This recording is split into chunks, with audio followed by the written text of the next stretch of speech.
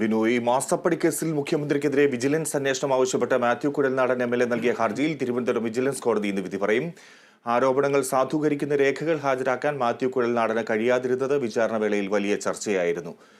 വിവരങ്ങൾ ബിനോയ് നൽകും. വീണ്ടും ബിനോയ്, മാത്യു കുഴൽനാടൻ ഉന്നയിച്ച ആക്ഷേപങ്ങൾക്ക് അതിന് തെളിവുകൾ ഇല്ല എന്നുള്ള ഒരു കാര്യമായിരുന്നു ശ്രദ്ധയിൽപ്പെട്ടത്. കോടതിയിൽ നിന്ന് അതിനുശേഷമാണ് ഇപ്പോൾ ഈ കേസുമായി ബന്ധപ്പെട്ട വിധി വരാൻ പോകുന്നത്. ആരോപണങ്ങൾ സാധൂകരിക്കുന്ന രേഖകൾ ഹാജരാക്കാൻ കുഴൽനാടന് കഴിഞ്ഞിട്ടുണ്ടോ? എന്താണ് വിശദാംശങ്ങൾ?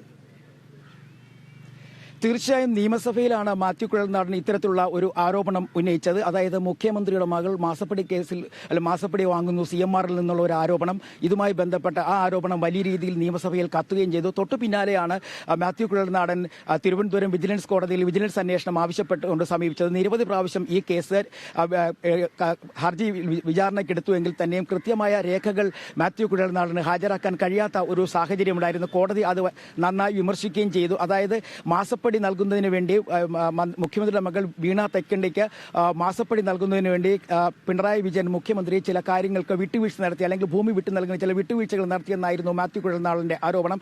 എന്നാൽ ഇത് സാധൂകരിക്കുവാൻ തരത്തിലുള്ള ഒരു രേഖയും മാത്യു കുഴൽനാടന് കോടതിക്ക് മുന്നിൽ എത്തിക്കാൻ കഴിഞ്ഞില്ല എന്നുള്ളത് തന്നെയാണ് ശ്രദ്ധേയമായത്.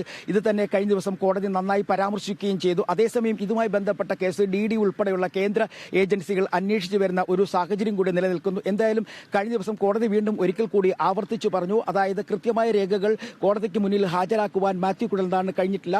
ഈ സാഹചര്യത്തിൽ ഏത് രേഖകളുടെ അടിസ്ഥാനത്തിൽ എങ്ങനെ ഈ കേസ് മുന്നോട്ട് കൊണ്ടുപോകാൻ കഴിയും എന്നുള്ളൊരു ചോദ്യമാണ് കോടതി ഉന്നയിച്ചത്. മാത്യു കുഴൽനാടനാകട്ടെ ചില രേഖകൾ തന്റെ കൈവശമുണ്ട്, അത് കോടതിക്ക് മുന്നിൽ സമർപ്പിക്കും എന്ന് പറയുന്നതല്ലാതെ ഇതുവരെയായും സമർപ്പിച്ചിട്ടുമില്ല. അതുകൊണ്ട് തന്നെ കോടതിയുടെ വിധി വളരെ ശ്രദ്ധയോടെ തന്നെയാണ് രാഷ്ട്രീയ കേരളം നോക്കിക്കാണുന്നതും. ഫിജി.